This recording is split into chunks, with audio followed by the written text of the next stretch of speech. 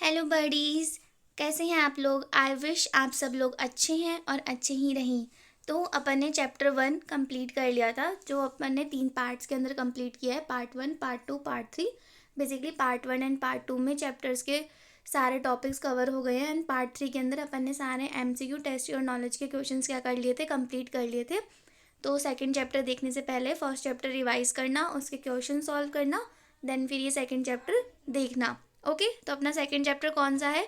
Audit strategy, audit planning and audit programme. Okay now what is strategy, what is planning and what is audit programme. Basically अगर अपन इसको simple science के अंदर देखें तो जब अपन कोई भी टास्क परफॉर्म करते हैं तो अपन उससे पहले उस चीज़ को प्लान करते हैं। प्लान इज़ लाइक कि अपन क्या क्या करेंगे एंड स्ट्रेटजी इज़ लाइक कि अपन कैसे कैसे करेंगे एंड प्रोग्राम इज़ लाइक कि उसका रिटर्न फॉर्म कि हाँ हमें ऐसे ऐसे ऐसे ऐसे चीज़ें क्या करनी है, परफॉर्म करनी है। तो सेम लाइक ऑडिट में होता है कि अपन बेसिकली सबसे पहले एक प्लान बनाते हैं कि हाँ अपन क्लाइंट प्लेस पे जाएंगे, अपन को वहाँ पे जाके कौन सी चीज़ों को एग्जामिन करना है, अपन को क्या क्या डॉक्यूमेंट्स ऑब्टेन करने हैं, अपन को कैसा अपना ओपिनियन फ्रेम करना है। तो all these areas are covered under planning. फिर अपन कैसे उन चीज़ों को परफॉर्म करेंगे वो कहाँ कवर होगा? Under the head strategy. Okay now come to the topic of what is audit planning. इसमें देखो यहाँ पे आ रहा है ऐसे 300, यहाँ पे कौन सा ऐसे लग रहा है? ऐसे 300।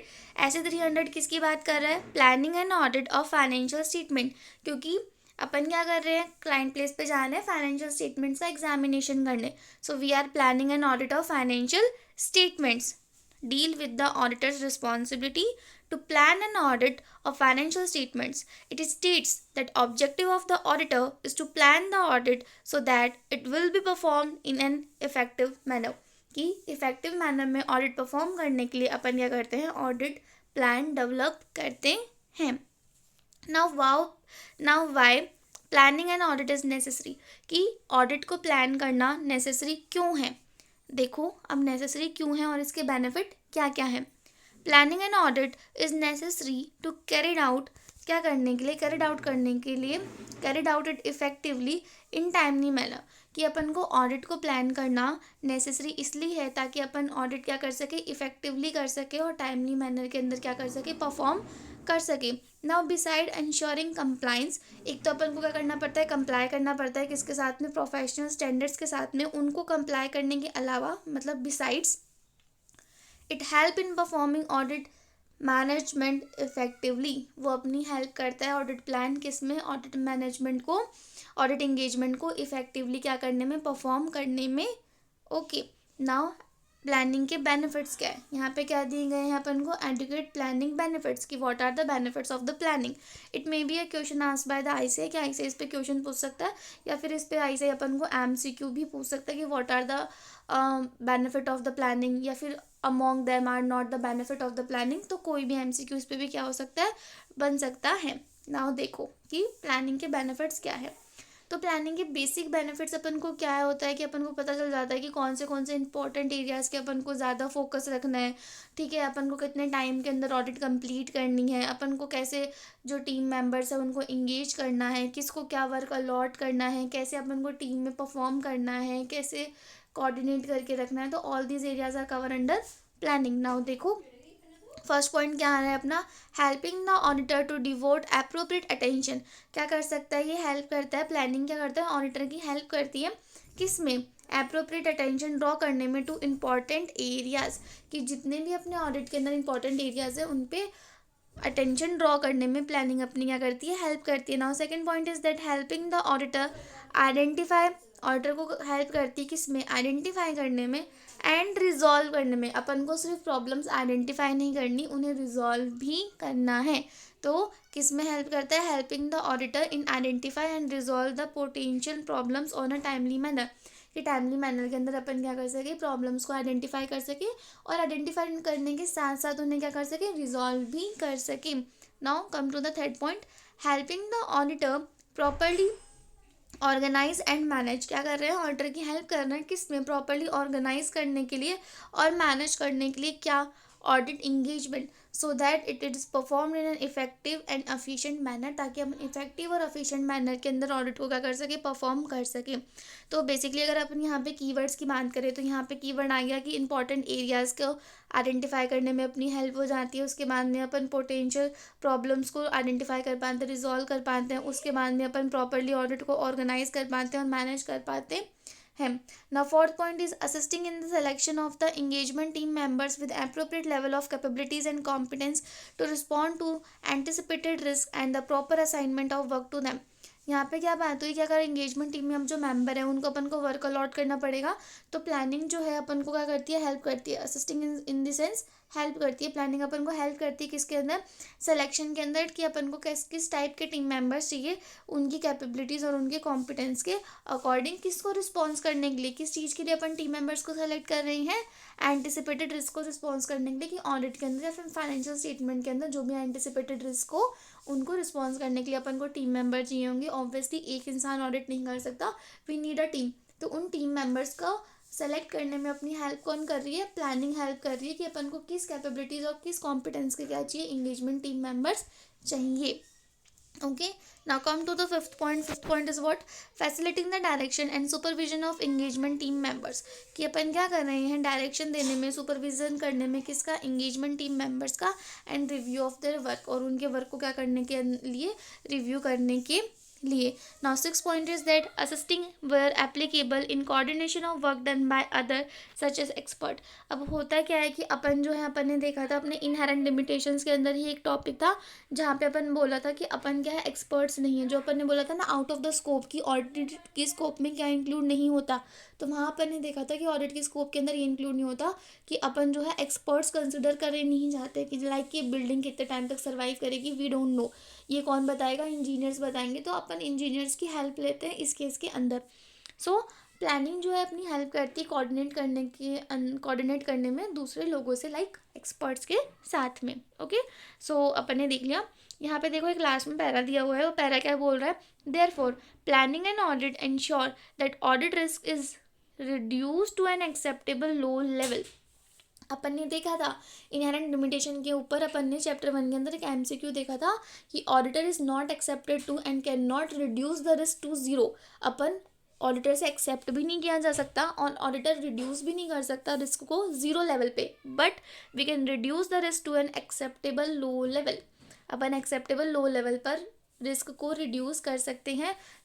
It may be an MCQ कि वो फिलिंग इन द ब्लैंक्स के अंदर दे दे कि अपन रिस्क को कौन से लेवल तक रिड्यूस कर सकते हैं।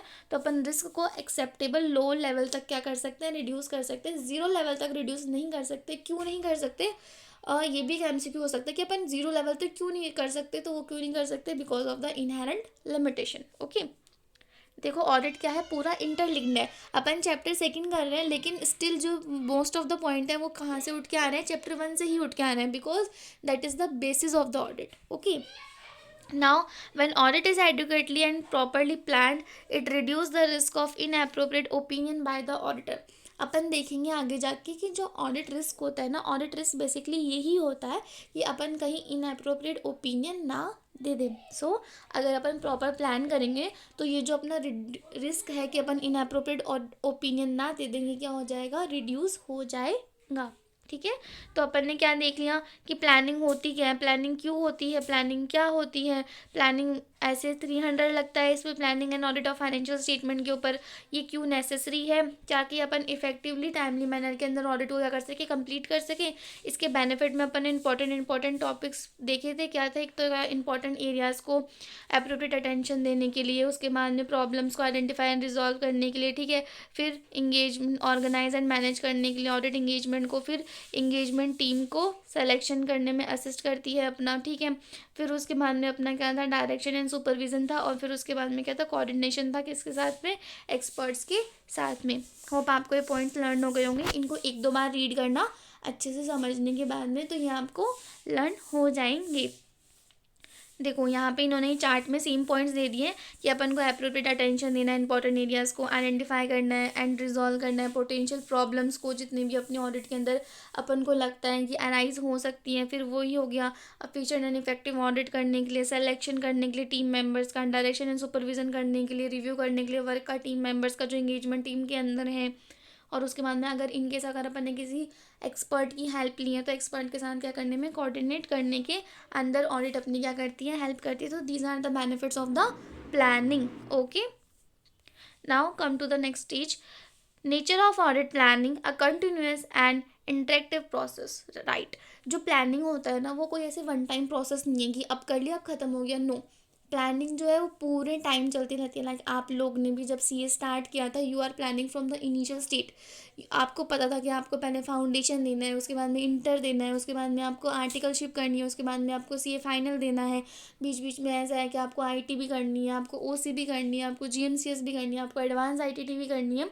तो there are lot of things, ठीक है। तो you guys are plan at each stage, मतलब आप अभी तक प्लान कर रहे हैं कि अब आपके एग्ज़ाम आने वाले हैं, स्टिल यू आर प्लानिंग कि हाँ हमें ना इतने दिन में ये सब्जेक्ट कंप्लीट करना है, कि हमें इतने दिन में ये करना है। सो प्लानिंग जो होती है ना वो कंटिन्यूस प्रोसेस है, वो कभी भी एंड प्रोसेस नहीं है। सो यहाँ देखो, यहाँ पे क्या लिखा हुआ है, it is not a discrete phase. ठीक है, ये कोई डिस्क्रीट फेज नहीं होता कि एक टाइम आया और चला गया। No, it is not a discrete phase but rather a continual और इंटरेक्टिव प्रोसेस। क्या है, कंटिन्यूस प्रोसेस है that often began shortly after with the compilation of the previous audit and continues until the completion of the current audit engagement. कि जैसे ही अपना जो previous audit engagement है वो कंप्लीट होता है, उसे कंप्लीट होते ही प्लानिंग क्या हो जाता है, स्टार्ट हो जाता है और वो कंटिन्यू रहता है करंट ऑडिट इंगेजमेंट के कंप्लीट होने तक। मतलब लाइक आप जब हमें आपने इंटर स्टार्ट किया, ठीक है, अब जो आप इंटर में प्लानिंग कर रहे हो ना, अब आप एग्ज़ाम देने तक ही प्लानिंग करते रहोगे जब तक आपके एग्ज़ाम हो नहीं जाते। एग्ज़ाम डे तक आप प्लानिंग करते रहोगे जब तक आप एग्जामिनेशन हॉल में बैठ के एग्ज़ाम दे नहीं देते। और जब आप पेपर दे दोगे then you will come to know कि आपका पेपर अच्छा हुआ है कि नहीं हुआ है।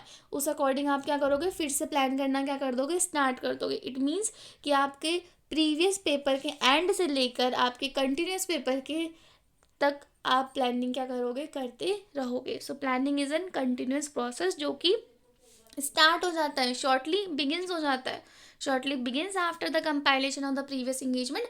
प्रीवियस इंगेजमेंट के एंड होते ही वो स्टार्ट हो जाता है एंड द करंट इंगेजमेंट तक वो चलता रहता है। So audit is an continuous process. Now देखो, sorry, planning is an continuous process.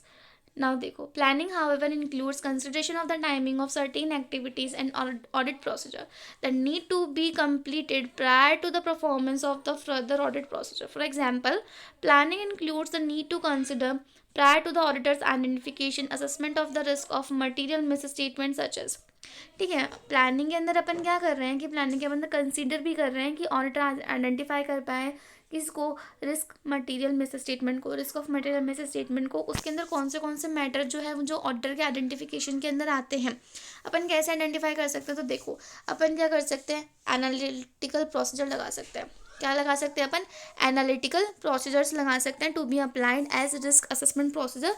As a risk assessment procedure अपन को क्या परफॉर्म कर सकते हैं, analytical audit procedure. Analytical audit procedure basically होते किसके लिए हैं, उसमें अपन कोई डीप चेकिंग नहीं कर रहे, उसमें अपन बेसिकली अर्थमेटिक कैलकुलेशन देख लेते हैं, रीकैलकुलेशन कर लेते हैं, री मेजरमेंट कर लेते हैं, री परफॉर्म कर लेते हैं चीज़ों को, दैट इज़ टाइम कंज्यूमिंग। और जहाँ अपन को लगता है कि हाँ यहाँ पे रिस्क कम हो सकता है, वहाँ पे अपन एनालिटिकल ऑडिट प्रोसीजर्स क्या कर लेते हैं, परफॉर्म कर लेते हैं। Now second point, obtaining a general understanding of the legal and regulatory framework applicable to the entity and how the entity is complying with that framework. कि अपन जनरल अंडरस्टैंडिंग तो अपन को लेनी पड़ेगी ना। ऑब्टेनिंग अ जनरल अंडरस्टैंडिंग, देखो किसी भी क्लाइंट प्लेस पे जाने से पहले अपन को बेसिकली उस क्लाइंट की नॉलेज लेनी पड़ती है। जब तक आपको क्लाइंट की नॉलेज ही नहीं है, हाउ विल यू प्लान, आप प्लान कर ही नहीं पाओगे ना जब तक आपको उसकी नॉलेज ही नहीं है। सो आपको क्या है, बेसिकली सबसे पहले क्लाइंट की नॉलेज होनी चाहिए।